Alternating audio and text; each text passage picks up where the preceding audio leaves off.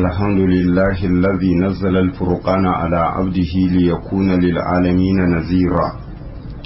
ولمن استمسك به هدى ونورا والصلاة والسلام على من أرسله الله بالهدى والبينات سراجا منيرا نبينا محمد بن عبد الله وعلى آله وصحبه ومن اهتدى بهديه واستنى بسنته ودعا بدعوته إلى يوم الدين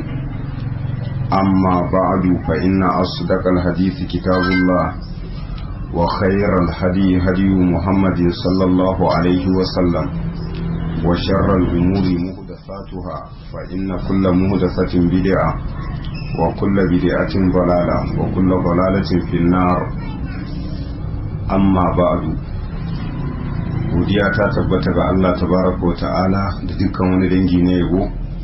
mamallakin kowa da komai gaba daya wanda ya sake kaddara haduwar mu a wannan yammaci na ranar Laraba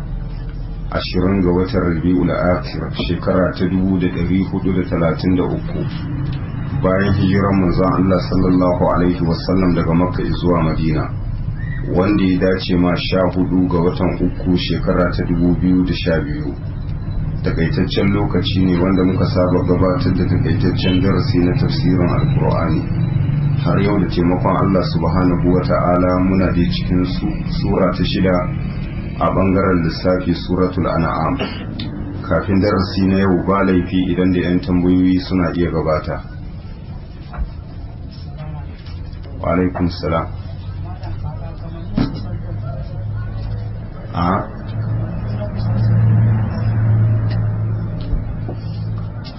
Wai alamun kusantar zina kamar yadda Allah ya ce wala taqrabu zina, alamun kusantar ta ba su da iyaka illa kawai abin da ya bayyana mutum ya gane. Jagabari daga cikinsu akwai kallon matar da Allah ya haramta maka ka kalla, sannan akwai irin su cuɗanya da irin wasu zantuttuka waɗanda suke bai dace ba su gudana tsakaninka da matar da take muharramarka, irin kamar wasanni da sauransu. Waɗannan duka wasa'il ne waɗanda za su kai mutum zuwa ayyuka na alfasha. don haka abubuwa ne waɗanda ba su da iyaka. Farko dai kallo shine dai ɗan aiki, domin sai ido ya gani sannan zuciya take raya maka aiki wanda yake na alfasha. An gane ku?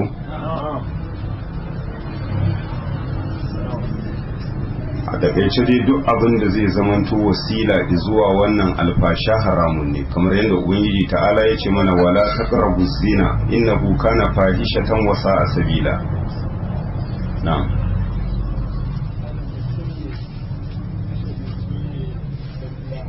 Na'am.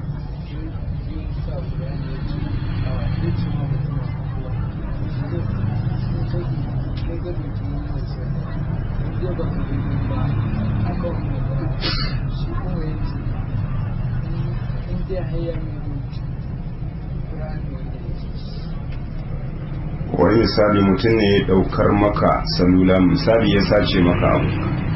kana tuhumarsa ko ka tabbata cewa shine ya dauke maka, sai ka ce masa idan bai dawo maka ba akan wannan Qur'ani, shi ma sai ya ce ya rantse da Qur'ani ko in ya dawo maka da shi.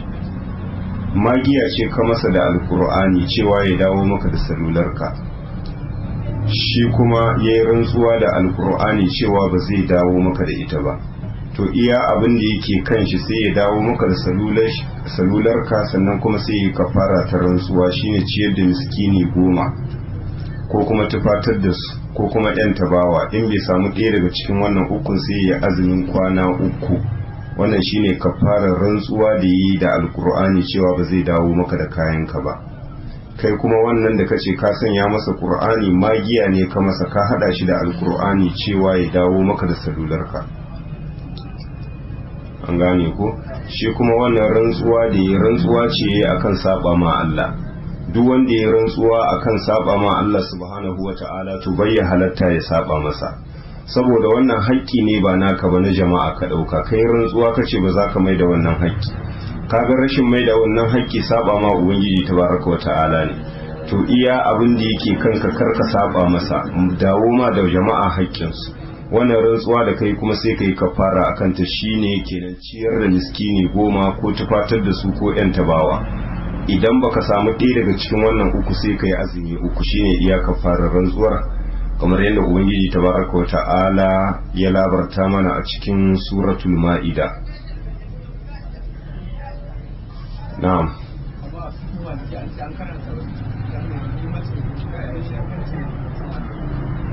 wai misali kasancewar an karhanta limancin wanda yake gurgu, wannan kasancewar babu wani dalili da ya karhanta limancin wanda yake gurgu, sai dai matukar gurguncin ya kai mutum bai iya tsayuwa a zaune yake, domin shi ka'ida ne limamin ku in ya zamanto gurgu ne baya iya tsayuwa to dole kuma ku zauna. kaga yau da gobe kuma ya zamanto kowa yana zama, wannan akwai abu wanda yake na tawaya a cikin sallah, saboda ita sallah duk wanda yake da ikon tsayuwa to wajibi ne akan shi yayi tsaye. to aka yi katari kuna cikin tafiya ko kuma ga ku ba wanda ya san karatun sallah, ma'ana shi wannan gurgu ya fi ku iya karatun sallah, ya fi ku saninta, kenan dole zai zamanto limamin ku, domin manzo Allah sallallahu alaihi wasallam ya ce mana wanda ya fi jama'a ƙwarewa a wajen karatun alkur'ani shi zai limance su. to a irin wannan lokaci sai ya zama limamin ku, to amma ba bari ba za ku yi kullun ya zama shine limami, sai a samu wani ya je ya koyi alkur'ani gwargwadon abin da sallah ba ta inganta sai da shi, an gane. to amma kasancewar a sanya shi limami ratibi wannan bai ya dacewa, amma in ya kasance tsayuwa yake ba gurgunci ba ne wanda yake kai shi zuwa zama, wannan babu karhanci dangane da limancin shi, babu karhanci. don haka sai ka hada da makahu da sauransu duka ya halatta su zamanto limamai waɗanda suke limami ratibi, in ya zamanto gurguncin bai kai ba cewa kullum a zaune yake sallah. na'am. wai wani lokaci ne baya halatta a yi sallah ta nafila bayan la'asar da bayan asuba, amma nafila kuma marar sababi marar digi, an gane. haka kawai baka tashi yin nafila ba sai bayan la'asar ko bayan asuba, to wannan haramun ne, saba ma Allah subhanahu wa ta'ala ne, saba ma manzansa ne. amma idan nafila tana da sababi kamar tahiyatul masjid, kamar irin raka'o'i 2 da ake yi bayan gama dawafi, irin su salatul istikhara, irin su sujudul qur'an, irin su misali da sauransu, wannan duka ya halatta ko bayan asuba ko kuma bayan la'asar zaka iya yin su.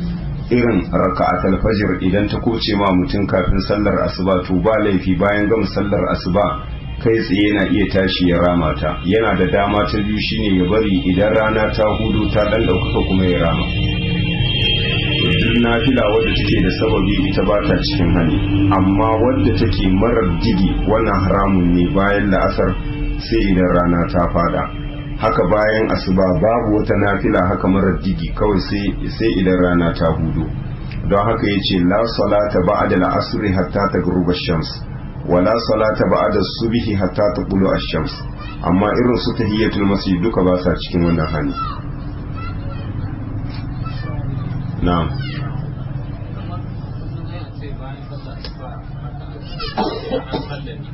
bayan sai mutum ya yi azkar ya kare ko kuma kawai da an sallama ko azkar ya yi suka tsakanin da wai misali da baka yi ba raka'atul fajr, shin sai bayan kayi azkar bayan asuba kai zaka tashi kai ko kuma kafin kai zikirin? anan bayan ka gabatar da abin da yake na zikiri sannan daga baya zaka tashi kai ita raka'atul fajr inda ta kuce maka, ba kai tsaye ba daga an gama. duk wani zikiri wanda aka shar'anta mana bayan sallah za ka yi shi bayan ka gama sannan ka tashi ka yi. abinda dai muke so mu gane, ita mutum yana da halaccin rama ta kai tsaye bayan gama sallar asuba, ko kuma ya dan jinkirta rana ta hudu ta ɗaukaka, wannan duka ya inganta daga manzon Allah sallallahu alaihi wasallam. na'am.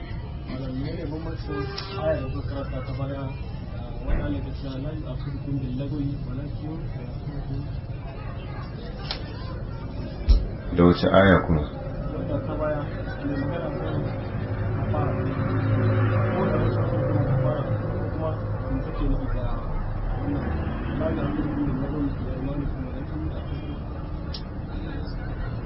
tsakaninta da wace aya?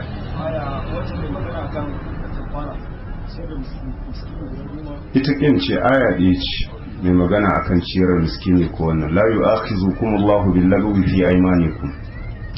walakin yu'akhizukum bima aqadtumul ayman fa kaffaratuhu it'amu 10 masakin min awsati ma tud'imuna ahlikum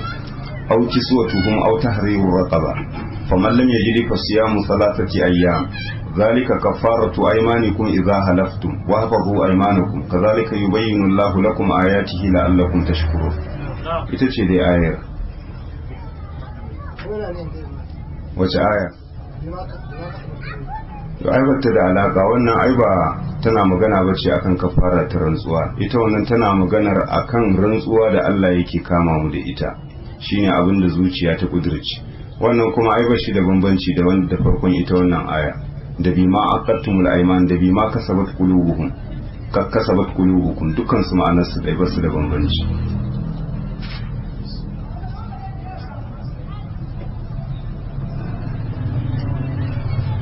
na'am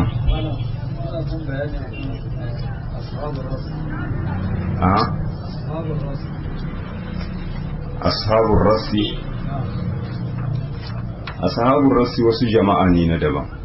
wanda ubangiji tabaraka wata'ala ya kama su da azaba lokacin da suka karyata manzansu, an gane ko, amma bai bayyana mana ba cewa ga su suwana ne ko kuma a wuri kaza suke a zaune, illa kasancewar Allah ya ba mu labarin suna daga cikin jama'un da Allah ya damke su da azaba, su ne ashabur ras. su ne malamai suna cewa arras sunan wata rijiya ce, an ambace wato garin da sunan wata rijiya wadda take wurin.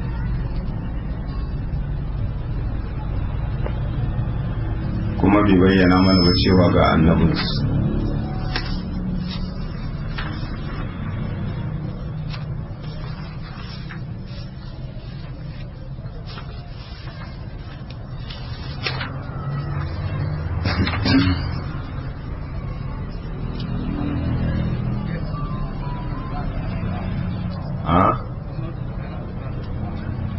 wai bambanci tsakanin azkar da addu'a ta gamu ta rabu. Zikiri ana iya kiran shi addu'a, an gane ko, sannan kuma ita ma addu'a ana iya kiranta zikiri, illa kasancewar lafazin addu'a ya fi faɗi akan lafazin zikiri. Shi zikiri akwai zikirin da an shar'anta mana za mu ringa maimaitawa wanda ana kiran shi du'a'ul ibada, wanda a cikinsa ba maganar Allah ba ni kaza ko kare ni kaza. Wannan to ana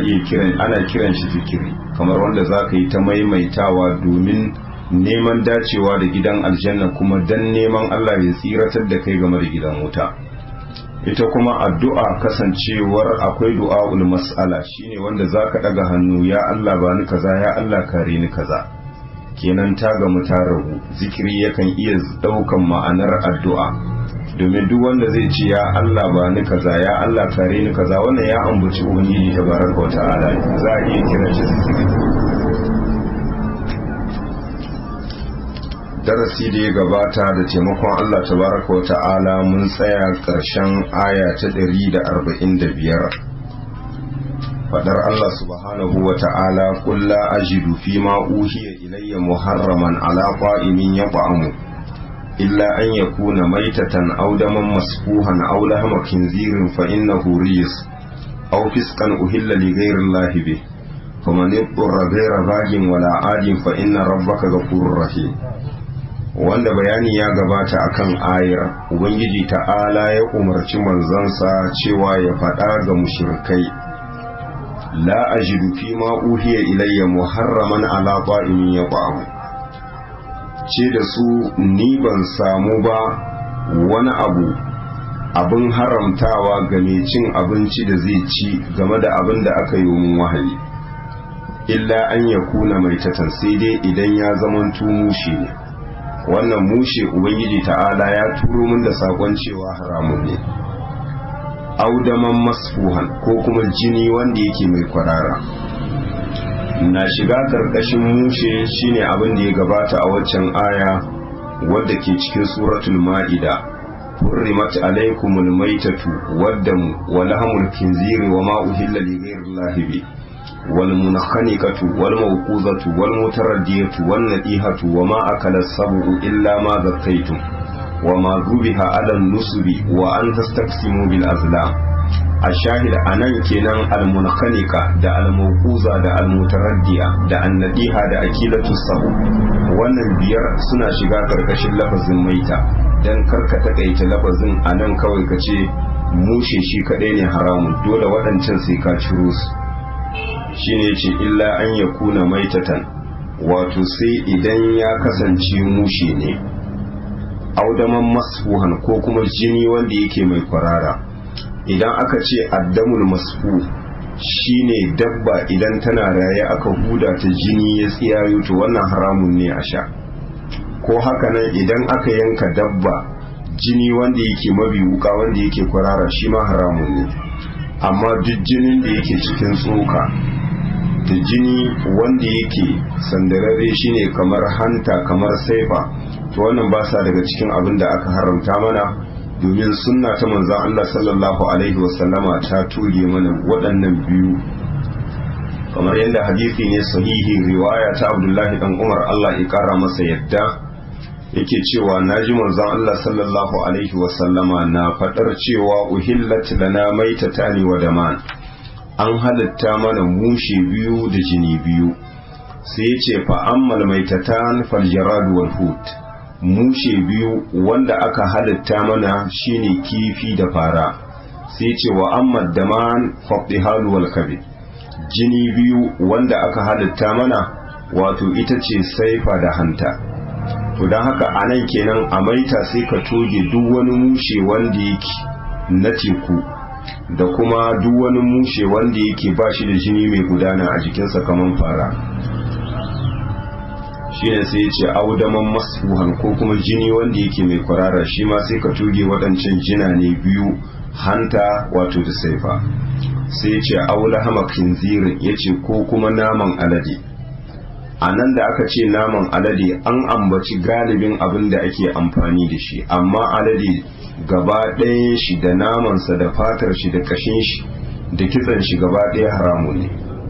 an gane ko illa kawai gashi shi kadai ne malamai suka ture, domin shi gashi ainihinsa ba najasa ba ne ba, amma duk wani abin da ya shafi bangaren jikin alade najasa ne, haramun ne. shine sai ya ce fa innahu, domin shi naman alade rijisun wato najasa ne.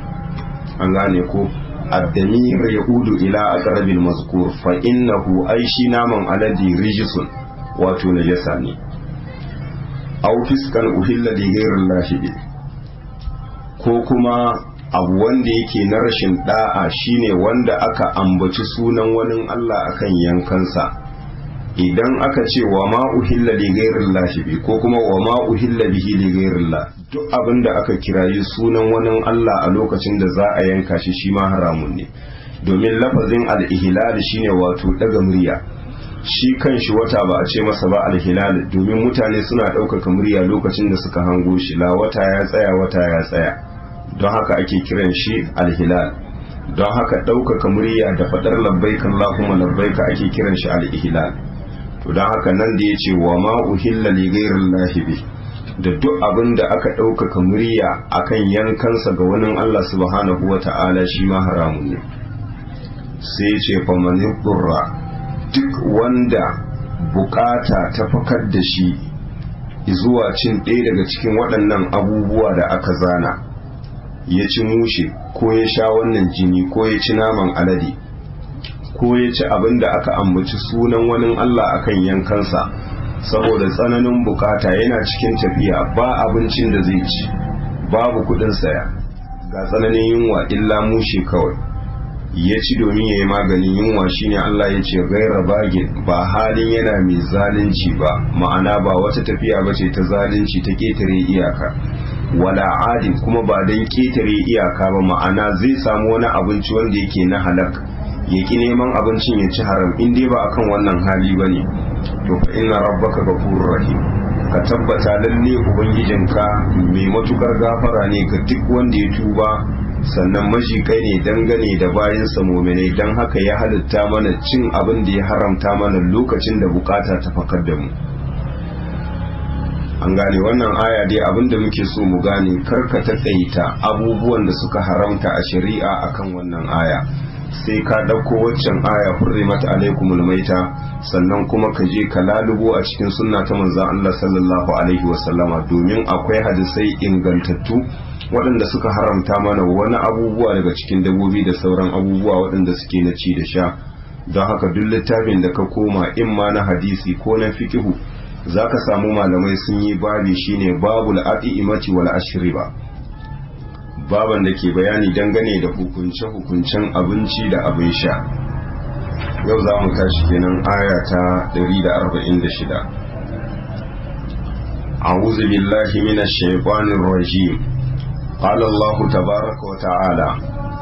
wa 'alal ladhina hadu harramna kulla dhi zufur wa min al-baqari wal ghanami harramna 'alayhim shuhumahuma illa ma hamalat zuhuruhuma إلا ما حملت ظهورهما أو الحوايا أو ما اختلط بعظم ذلك جزيناهم ببغيهم وإنا لصادقون فإن كذبوك فقل ربكم ذو رحمة واسعة ولا يرد بأسه عن القوم المجرمين. Ubangiji ta'ala ke cewa wa alal ladhina hadu, na ga waɗanda suka ce su Yahudawa ne, haramna kulla zai zufur, Allah ya ce mun haramta musu dukkan wata dabba wadda take ma'abuciyar kofato. Nan kasancewar azufur aran kalmar ne aka yi amfani da shi akan kofato, ma'ana duk dabbar da ta bata da yatsotsi, misali kamar raƙumi, kamar jimuna, kamar agwagwa, to wannan gaba ɗaya Allah ya haramta ma Yahudu. An gane ko? Lafazin hadu waɗanda suka ce mu Yahudawa ne, domin Yahudanci ba Allah bane ba ya turo annabi Musa da Yahudanci, a'a mabiyan annabi Musa alaihi salam su ne suka kirkiri Yahudanci, ba Allah bai ce su yi.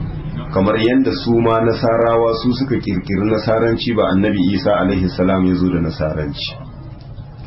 Kamar yadda aya ta gabata, faɗar Allah subhanahu wa ta'ala da yake cewa walaqad akhadha Allahu mithaqa bani Isra'ila wa ba'athna minhum 12 naqiba wa qala Allahu inni ma'akum la in aqamtumus salata wa ataytumuz zakata wa amantum bi rusuli wa azzartumuhum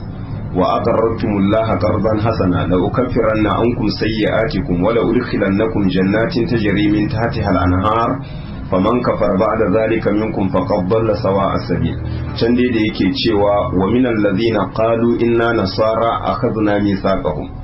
ubangiji ta'ala yace daga waɗanda suka ce mu ma nasarawa ne, Allah yace su ma mun rike alƙawarin su. Kenan dan haka anan kasancewar su suka ce su ne yahudu, ba Allah bane bai ce musu yahudu. Shine Allah yace wa alal ladhina hadu, na ga waɗanda suka ce su Yahudawa ne, Allah ya ce haramna kulla zai zufur, mun haramta musu dukkan wata dabba wadda take wato ma'abuciyar kofatu. An gane ko, in dai ba ta da yatsotsi to wannan haramun ne gare su. Kenan lafazin azufur an yi aran kalmar ne aka yi amfani da shi akan kofatu. Sai ya ce wa min al-baqari, ubangiji ta'ala ya ce daga shanu wal ganami, wato da tumaki da awaki, Allah ya ce haramna alaihim shuhumahuma. An gane ko? Kenan a can me ake nihi, kamar da aka ce azzufur kamar tako irin na raƙumi da misali, kamar idan ka ɗauki tako irin na raƙumi ba ko hoto bane ba, kamar misali in ka ɗauki jimuna ita ma ba ko hoto bane irin na jaki ko kuma irin na doki da sauransu. Haka idan ka ɗauki agwagwa ba su da yatsotsi, kenan duk wanda ya kasance kawahuwan a haɗe suke, wannan Allah ya haramta musu. Shine sai ya ce wa minal bakari, wato daga cikin shanu wal ganami da tumaki da awaki, Allah ya ce haramna alaihim shuhumahuma, wato mun haramta musu kitsan. Kenan kitsan saniya haramun ne ga Yahudu. Haka wato kitse wanda yake na tunkiya ko na akuya Allah ya haramta musu.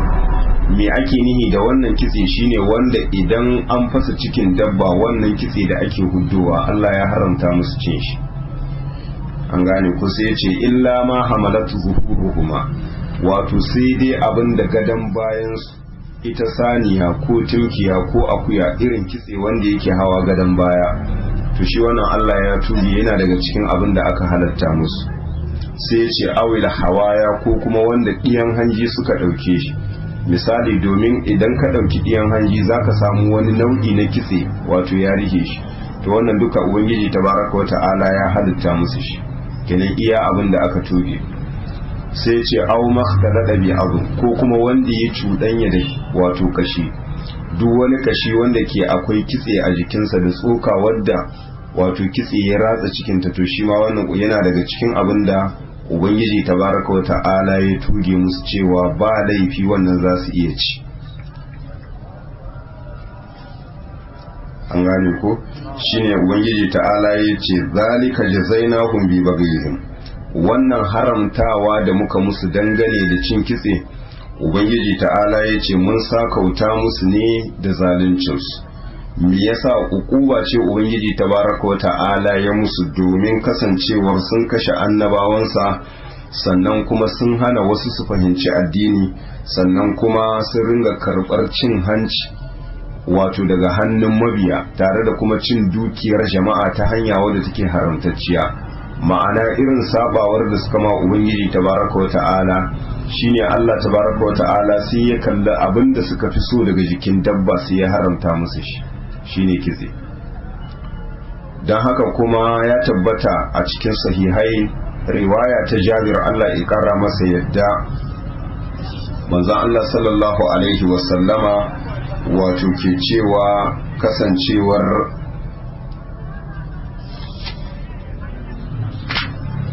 wato shine hadis da yake cewa inna Allaha wa rasulahu harrama bai'al khamri wal maitati wal khinziri wal asna ubangiji ta'ala ya haramta wato sai da giya da sai da mushe da sai da alade da kuma sai da gumaka sai sahabbai suka ce ya rasulullahi ara'aita shuhumal maita ba mu labari dangane da kisan musai fa innahu yubla biha sufun domin muna shahi jirage waɗanda suke na ruwa ma'ana kitse na musai suke ɗauka sai su narka shi idan an narka shi in an sassaka jirgi sai a ringa shahi katakon da shi sai ya ce kuma wayudu hannu bihal julud suka ce kuma muna shahi fatu idan an jemi sannan wa yastasbihu bihan nas sannan jama'a kuma suna yin fitila a ci balbal da shi ya rasulullahi ba mu labari shin ya halatta ko ya haramta manzon Allah sai ya ce la huwa haramun sai ya ce haramun ne sai yake cewa sannan manzon Allah sai ya ce qatalallahu al-yahuda ubangiji ta'ala ya la'anci yahudawa inna Allah azza wa jalla lamma harrama alaihim shuhumaha lokacin da ubangiji ta'ala ya haramta musu cin kitse na dabba me za su yi jamaluhu ko kuma ajmaluhu sai su narkar da wannan kitse sannan sai su saida wannan kitse kuma sai su ci kudin wannan wa ma'ana wata hila ce dubara ce da wayo ne Yahudawa da Allah ya haramta musu cin kitse me za su yi sai su tattara kitsen sai su narkar da shi idan suka narkar da shi kuma sai su saida idan suka saida kuma sai su ci kudin to don haka kasancewar duk abin da Allah ya haramta maka cin shi to ya haramta maka yin amfani da shi an gane ko kamar yadda a nan da ubangiji ta'ala ya haramta musu cin kitse an gane ko kai tsaye kuma ya haramta musu sai da su yi amfani da kudin to shine a nan kasancewar kenan daga cikin iya ukubar da ubangiji ta'ala ya musu tun suna rayi iya abin da suke so ubangiji ta'ala sai ya haramta musu amma sai ya tuge cewa banda kitse wanda gadan bayan saniya ko kuma tunkiya ko akuya ko abin da yake jikin haƙarƙarinsu ko wanda ɗiyan hanji ke ɗauke da shi ko kuma wanda yake ya cuɗanya da kashi to wannan ba laifi za su iya ci amma tsantsar kitse wanda idan an fasa cikin dabba ake fito da shi haramun ne gare su bayya halatta su ci kuma bayya halatta su sai da su ci kuɗin shine yace zalika jazainahum bi baghihim wannan ukuba ubangiji ta'ala ya ce mun sakauta musu ne da zaluncin da suka yi na kisan da suka ma annabawanmu sannan kuma da halitta ma kansu abinda muka haramta musu wa inna lasadiquna ubangiji ta'ala ya ce lalle mu masu gaskiya ne dangane da ba da labari game da abinda muka haramta musu kuma da zaluncin da suka yi abinda muka faɗa gaskiya ce matabbaciya. ubangiji ta'ala ya ce fa in karrabuka in har sun karyata ka fa qur rabbukum zu rahmatin wasi'a ce da su ubangijin kuma abucin rahama ne wadda take mai yalwaciya an gane ko ma'ana bayan karyatawar da suka maka in sun dawo zamu iya karɓar su da hannu biyu dan karka ga girman laifinka duk laifin da kama ubangiji tabaraka wa ta'ala in dai ka kyautata tuba to ubangiji ta'ala zai amshe ka da hannu biyu shine yace fa in kazzabuka in sun karyata ka dangane da abin da ka zo musu da shi fa qur rabbukum ce da su ubangijinku zu rahmatin wasi'a ma'abucin rahama ne wadda take mai yalwaciya wala yuraddu ba'suhu anil qaumil mujrimin ba a dawo da tsananin azabarsa ga mutane waɗanda suke masu tsaurin kai duk lokacin da ubangiji ta'ala wato yi nihin kama su in dai azaba ta sauka to ba maganar a dawo da ita kenan kafin azaba ta sauka jama'a suke da damar da za su tuba Allah ya karbi tubansu amma matukar azaba ta sauka ido da ido to ba maganar a dawo da azaba jama'a ɗaya ce wadda azaba ta sauka suka yi imani Allah ya karbi imaninsu ma'ana shine tuba su ne mutanen annabi Yunus kamar yadda ubangiji ta'ala ke cewa falaula kanat qaryatun amanat fanafa'aha imanuha illa qauma yunus lamma amanu kashafna anhum azabal khizi fil hayatid dunya wa mata'nahum ilahin su kadai ne azaba ta sauka ido da ido abin da ya rage kawai ta ruhunsu suka yi imani ubangiji tabaraka wa ta'ala kuma ya karbi tubansu amma duk wata jama'a in dai azaba ta sauka to ba maganar a dawo da ita shine Allah ya ce falam yaku yanfa'uhum imanuhum lamma ra'aw ba'sana imanin su bai zaman tuba da zai amfane su yayin da suka ga tsananin azabar mu shine anan ya maimaita mana wala yuraddu ba'suhu anil qaumil mujrimin ba a dawo da azabar ubangiji tabaraka wa ta'ala ga jama'a waɗanda suke masu tsaurin kai waɗanda suka nace akan kafirci amma idan sun dawo sun tuba to ubangiji ta'ala ma'abucin rahama ne wadda take mai rociya duk kuskuren da aka yi to yayi alƙawarin cewa zai gafarta ma bayansa sai ya ƙulu allazina ashraku law sha Allahu ma ashrakna wala aba'una wala harramna min shay kadhalika kazzaba allazina min qablihim hatta dhaqu ba'sana qul hal indakum min ilmin fatukhrijuhu lana in tattabi'una illa adh-dhanna wa in antum illa takhrusun قل فلله الحجة البالغة فلو شاء لهداكم أجمعين قل هلم شهداءكم الذين يشهدون أن الله حرم هذا فإن شهدوا فلا تشهد معهم ولا تتبع أهواء الذين كذبوا بآياتنا والذين لا يؤمنون بالآخرة وهم بربهم يعدلون ubangiji ta'ala ke cewa sai ya ƙulun lazina ashiraku da sannu waɗanda suka yi shirka da ubangijinsu tabaraka wa ta'ala ma'ana suka sanya masa abokin tarayya a cikin abin da yake hakkinsa da sannu za su faɗa lausha Allahu su ce da Allah ya so ma ashirakna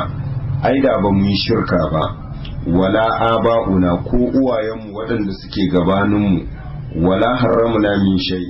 inda ba dan Allah ya so ba da ba mu haramta ma kanmu wani abu ba ma'ana iya hujjar da suka ba manzon Allah sallallahu alaihi wasallama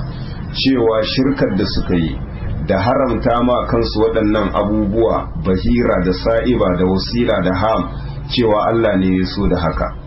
inda bai so ba da ba za su yi shirka ba kuma da ba za su haramta ma kansu wannan to don haka kasancewar wannan ita ce hujja wadda take ta wata jama'a wadda ake kiransu alƙadariya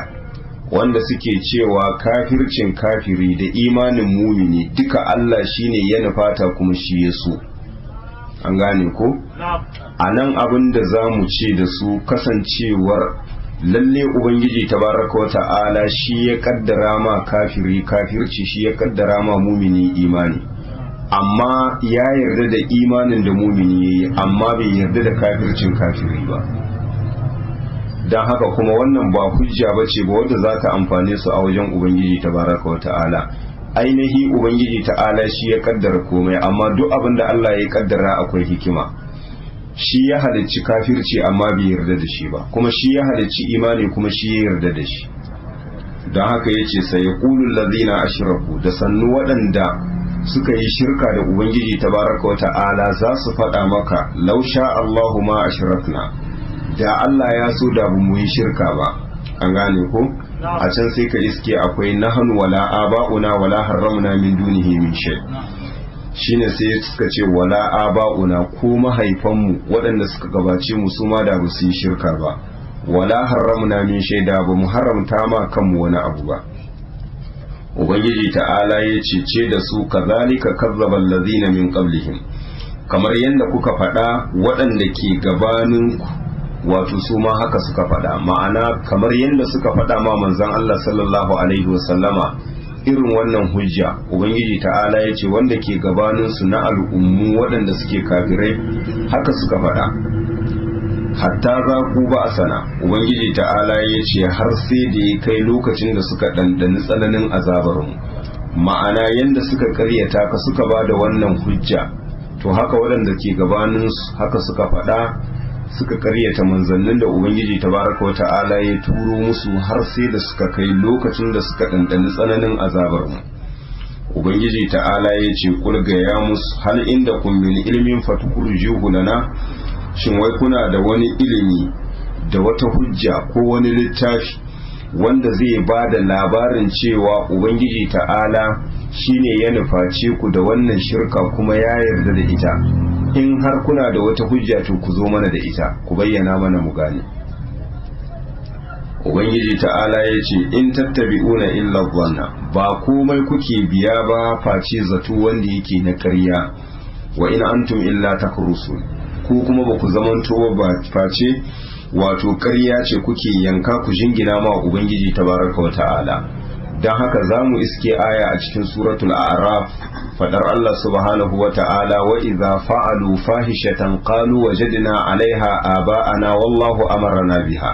qul inna Allaha la ya'muru bil fahsha ataquluna 'ala Allahi ma la ta'lamun qul amara rabbi bil qist wa aqimu wujuhakum inda kulli masjid wad'uuhu mukhlisina lahu ad-din kama bada'akum ta'udun fariqan hada wa fariqan haqqa 'alayhim ad-dalala innahum ittakhadhu ash-shayatin awliya'a min dunillahi wa yahsabuna annahum muhtadun. In sun aikata aiki wanda yake na alfasha sai su ce haka muka samu mahaifanmu a kansu, kuma wallahu amarna biha, ubangiji ta'ala shine ya umarci mu cewa mu aikata wannan aiki. Kenan dan haka anan suna kafa hujjar cewa shirkar da suke da haramta ma kansu wani abubuwa Allah ne ya so kuma ya yarda da abin shi yace su yi. To shine Allah ya ce ga ya musu hal indakum min ilmin, shin wai kuna da wata hujja ko wani littafi wanda yake na daban wanda ke bayanin cewa Allah ne ya ce ku yi shirka kuma shine ya ce ku haramta ma kanku waɗannan abubuwa? In har akwai wani ilimi a wajenku ku tukhrijuhu lana, ku bayyana mana shi, ma'ana ku fito mana da shi mu gani. An gane ba abin da za su bada na amsa. Shine Allah ya ce to ga ya musu in tattabi'una illa dhanna,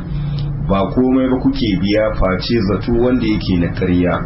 wa in antum illa takhrusun, ku ba ku zamanto ba face ƙarya ce kuke yanka ku jingina ma Ubangiji tabaraka wa ta'ala.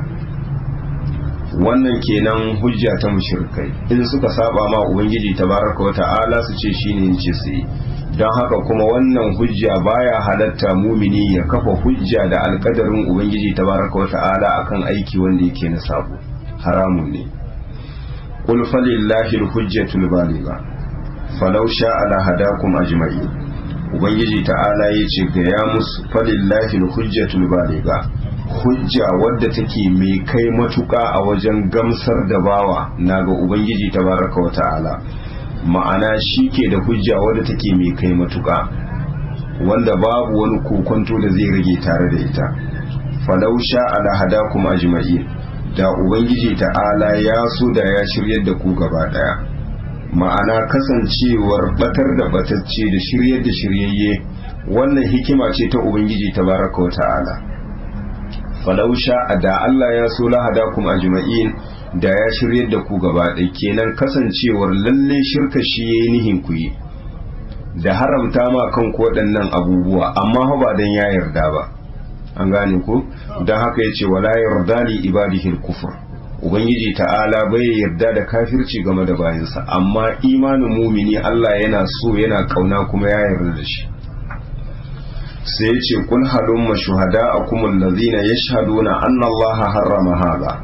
ce da su ku zo da shaidunku waɗanda za su shaida cewa ubangiji ta'ala shine ya haramta muku waɗannan abubuwa.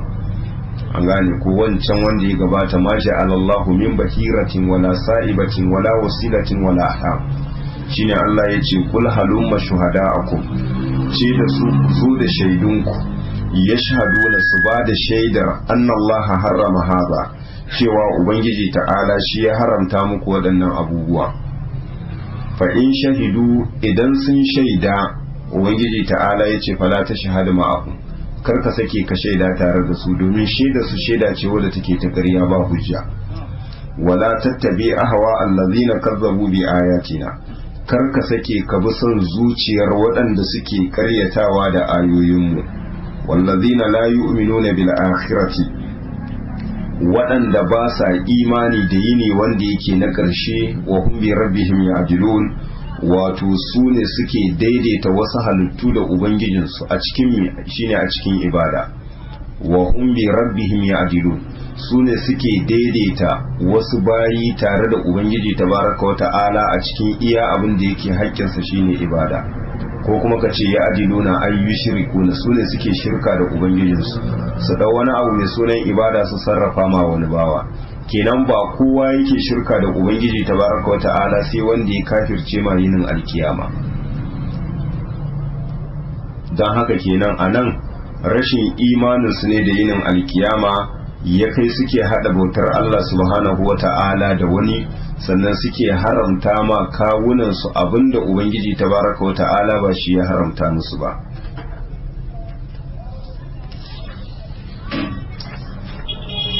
qul ta'alu atlu ma harrama rabbukum alaykum alla tushriku bihi shay'a wa bil walidayni ihsana wa la taqtulu awladakum min imlaq nahnu narzuqukum wa iyyahum ولا تقربوا الفواحش ما ظهر منها وما بطن ولا تقتلوا النفس التي حرم الله إلا بالحق ذلكم وصاكم به لعلكم تعقلون ولا تقربوا مال اليتيم إلا بالتي هي أحسن حتى يبلغ أشده وأوفوا الكيل والميزان بالقسط لا نكلف نفسا إلا وسعها وإذا قلتم فعدلوا ولو كان ذا قربى وبعهد الله أوفوا ذلكم وصاكم به لعلكم تذكرون وأن هذا صراطي مستقيما فاتبعوه ولا تتبعوا السبل فتفرق بكم عن سبيله ذلكم وصاكم به لعلكم تتقون. Ubangiji ta'ala ke cewa qul ta'alu atlu ma harrama rabbukum alaykum, ce da su ku zo na karanta muku abinda ubangijinku tabaraka wa ta'ala ya haramta muku. waɗancan abubuwa dai ku ne kuka haramta ma kanku ba Allah bai haramta muku. To amma a yanzu ina buƙatar ku zo na karanta muku abinda ubangijinku tabaraka wa ta'ala ya haramta muku. Farkon abinda Allah ya haramta muku shine Allah tushriku bihi shay'a, ma'ana kar ku hada bautar shi da wani. Ma'ana ba rashin shirka bane Allah ya haramta mana, a'a abinda Allah ya haramta mana shine hada bautar shi da wani. An gane ko? Kenan anan kar ka fahimci cewa adamu da ishraki billahi shine muharram, a'a ashirku billahi huwal muharram. Kenan ce da su ku zo na karanta muku abinda ubangijinku ya haramta muku. Allah tushriku bihi shay'a, kenan ubangijinku ya haramta muku shine hada bautar shi da wani. An gane wannan kuma wasiya ce ubangiji tabaraka wa ta'ala wato ya mana. sannan wasiya ta biyu sai ya ce wabil walidaini ihsana, ubangijinku na muku wasiyar cewa uwa da uba wato ku kyautata musu matukar kyautatawa. Karkashin uwa da uba kakanni sun shiga sawa'an na wajen uwa da na wajen uba, saboda kaka a shar'ance matsayin uba yake. Sai ce wala taqtulu auladakum min imla. Wasiya ta uku shine yace kar ku sake ku kashe ƴaƴanku wato saboda talaucin da ya same ku. Wannan kenan ana maganar mutumin da yake cikin tsananin talauci, to haramun ne anan ya kashe ƴaƴansa, kamar yadda mushrikai kafin zawar manzon Allah sallallahu alaihi wasallama ɗabi'arsu da al'adarsu idan talauci ya dami mutum to sai ya kashe ƴaƴansa. ƴaƴa mata ko wannan daman mummunar ɗabi'a ce tasu, suna binne su da rai. Me yasa? saboda tsoron Allah wadai, cewa ita mace ce ma zaune ce, ba ta yaƙi ba ta tara dukiya sai dai ta ci. don haka kuma suna ganin abun kunya ne a ce kana da ƴaƴa mata. don haka idan aka ba su albishirkin cewa an haifa musu kiyamaci, sai mutum ya wuni fuska ta yi baki kirin, rai ya baci, sai ya ringa tunanin yaya zai yi da ita, shin zai bar wannan diya ta rayuwa ta wulakanci ko kuma zai yi rami ya binne ta da rai. Idan kwa talauci ya damu mutum to hatta da 'ya'yansa maza sai ya kashe su. Shine anan Allah ya ce wala taqtulu auladakum min imla, kar ku sake ku kashe 'ya'yanku saboda talauci. Waccan aya kuma ta cikin suratul Isra wala taqtulu auladakum khashyata imlaq, kenan nan talaucin bai riga bai samu, amma dai kana jin tsoron talauci nan gaba,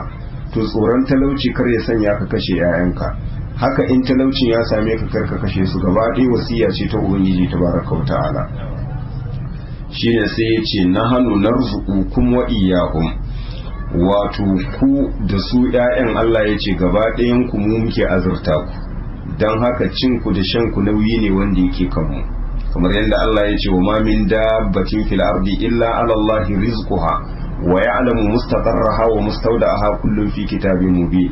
Da fadarsa wa ka'ayyin min dabbatin la tahmilu rizqaha Allah yarzuquha wa iyyakum wa huwa as-sami'ul alim.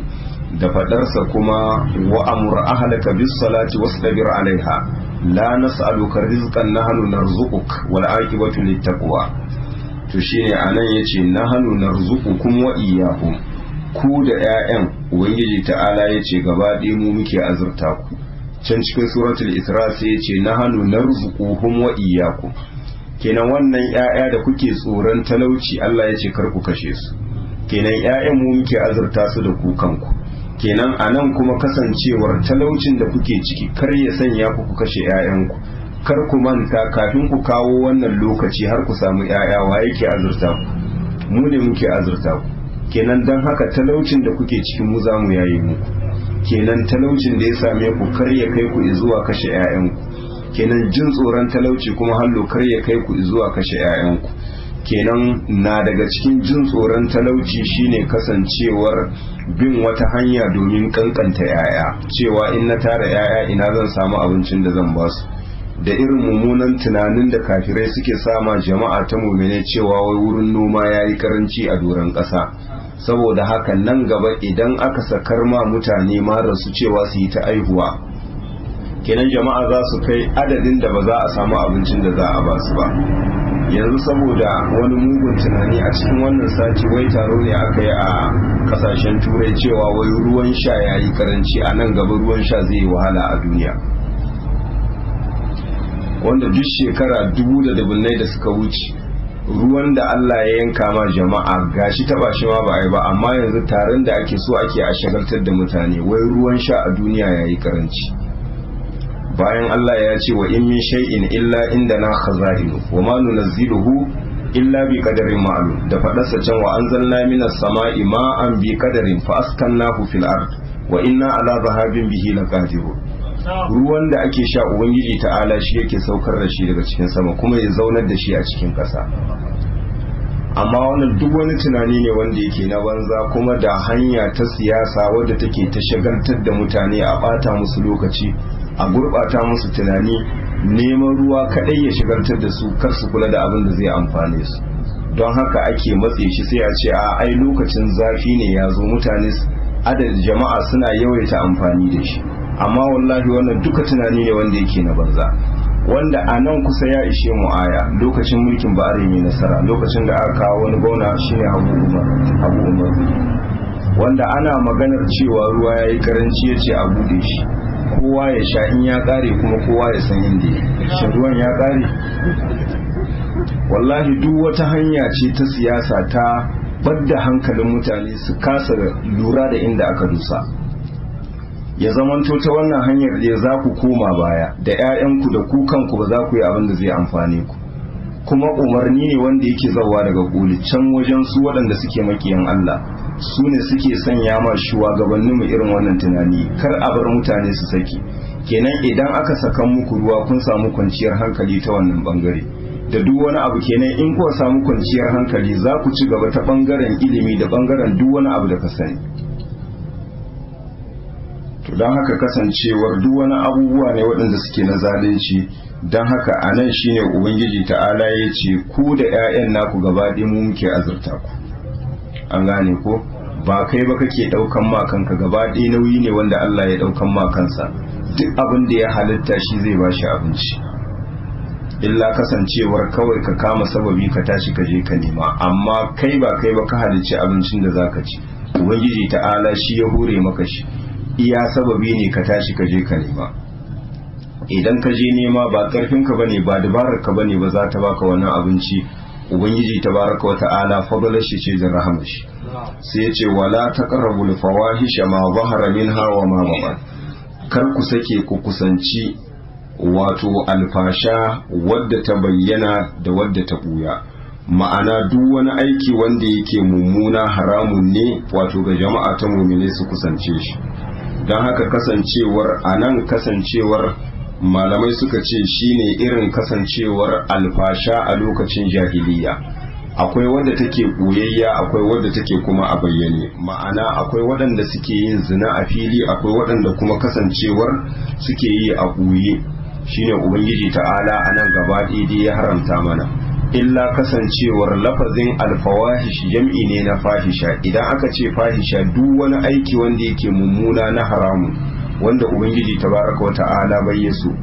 kenan dan haka duk wani aiki wanda yake boyayye, wanda mahallin boyayyen aiki shine zuciya, kamar hasada, kamar keta, kamar shirka, kamar da sauransu.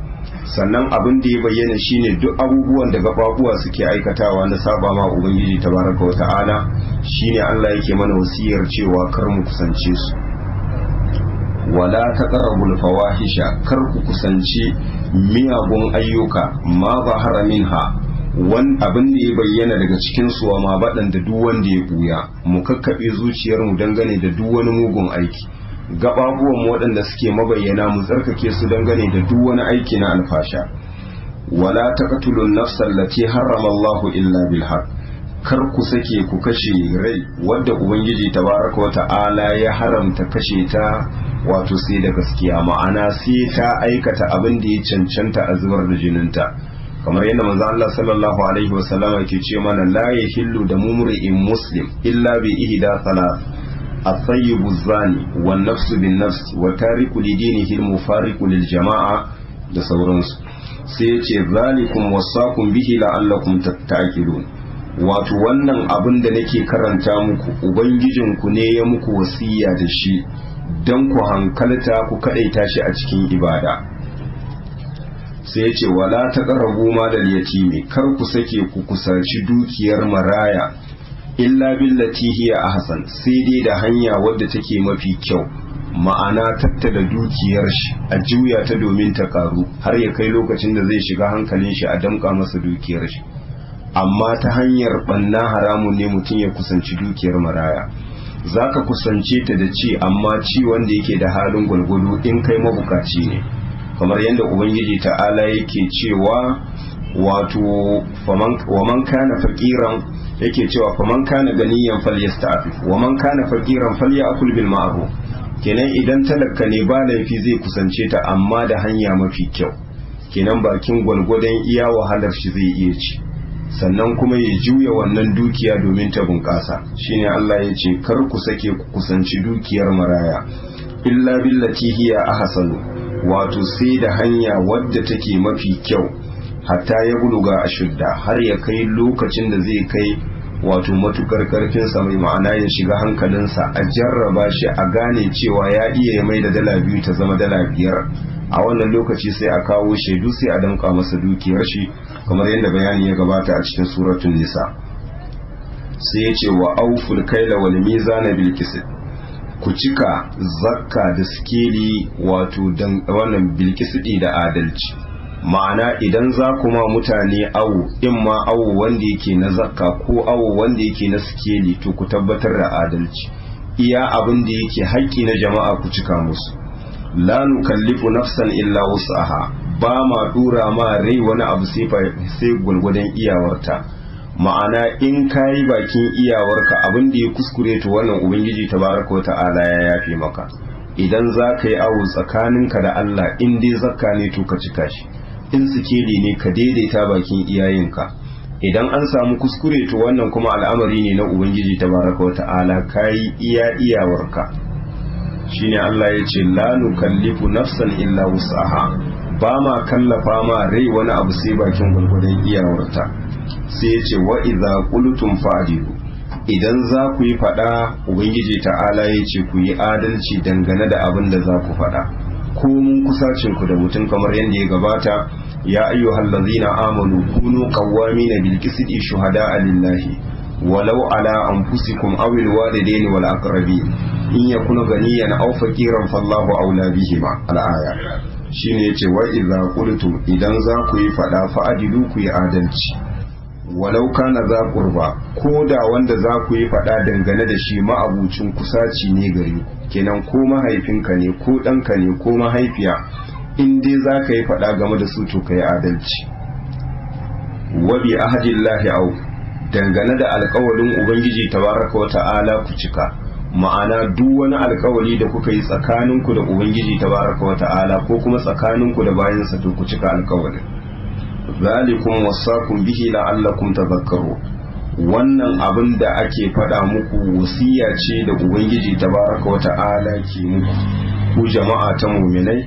la'allakum tadhakkaru, wato dan kuwa aztu ku samu daidaita akan tafarki wanda yake madaidaici. Sai ya ce wa anna hadha sirati mustaqiman fattabi'uhu, wannan dai shine tafarki na wanda yake madaidaici. Fattabi'uhu, ubangiji ta'ala yace ku bi shi. An gane ko? Ma'ana ubangiji ta'ala na mana wasiya dangane da bin tafarkinsa, tafarki ne wanda yake madaidaici, babu wata karkata tare da shi. Menene tafarkin Allah subhanahu wa ta'ala? Shine alqur'ani da sunna, wanda kullum muke addu'ar cewa Allah ya tabbatar da mu akan shi. Ihdinas siratal mustaqim, siratal ladzina an'amta alaihim ghayril maghdubi alaihim waladdallin. Shine cewa anna hadha sirati mustaqiman fattabi'uhu, lalle wannan kenan abinda na muku wasiya a cikin ayoyin nan guda biyu, sirati mustaqiman shine tafarki na wanda yake madaidaici, fattabi'uhu wato ku bi shi, wala tattabi'u subula, kar ku sake ku bi wasu hanyoyi waɗanda suke na daban, fatafarraqa bikum an sabili, wato sai ta kautar da ku daga tafarki na wanda na umarce ku cewa ku bi. An gane ko? Lafazin kenan fatafarraqa ay fatamila bikum an sabili, sai ya karkatar da ku dangane da tafarkin ubangiji tabaraka wa ta'ala. Anan za mu gane ashe ita gaskiya abu ce daya amma bata ba ɗeba biyu bace, ta wuce lissafi, kamar yadda bayani ya gabata tun akan faɗar Allah subhanahu wa ta'ala, Allahu waliyul ladina amanu yukhrijuhum minadh dhulumati ilan nur walladhina kafaru awliya'uhum at-taghut yukhrijunahum minan nuri ila adh-dhulumat ulaika ashabun nar hum fiha khalidun. Kasancewar anan Allah yayi ifradin an-nur domin gaskiya da yace, amma sai yace wato wallazina kafaru awliya'uhum at-taghut yukhrijunahum minan nuri ila adh-dhulumat, domin shi duhu wanda yake na bata baya lissafuwa. Don haka anan yace wala tattabi'u subula, kar ku sake ku bi wasu hanyoyi, fatafarraqa bikum an sabili, sai su karkatar da ku daga tafarki na wanda na umarce ku cewa ku bi. Zalikum wasaqum bihi la'allakum tattaqun, wannan abin da ake faɗa muku wasiya ce ta ubangijinku tabaraka wa ta'ala da ke muku la'allakum tattaqun, wato dan ku tsara dokokinsa ku dace da gidan aljanna a gobe kiyama. Wannan dai a takaice su ne wasiyoyin ubangiji tabaraka wa ta'ala da yi ma bayansa, wanda kasancewar ayat bayani ya gabata a cikin darasinmu na tauhidi, wanda Abdullahi dan Mas'ud yake cewa duk mutumin da yake so ya ga wasiyar manzon Allah sallallahu alaihi wa sallama wanda ke akwai tambarinsa akan ta, to ya karanta waɗannan ayoyi. Nan insha Allah ta'ala za mu dakata da fatan abin da muka faɗa daidai Allah ya ba mu ladan kuskuren da muka yi, Allah ya gafarta mana. Allahumma salli ala Muhammadin wa ala ali Muhammadin kama sallaita ala Ibrahim wa ala ali Ibrahim innaka Hamidum Majid. Allahumma barik ala Muhammadin wa ala ali Muhammadin kama barakta ala Ibrahim wa ala ali Ibrahim innaka Hamidum Majid. Subhanaka Allahumma wa bihamdik ashhadu an la ilaha illa ant astaghfiruka wa atubu ilayk.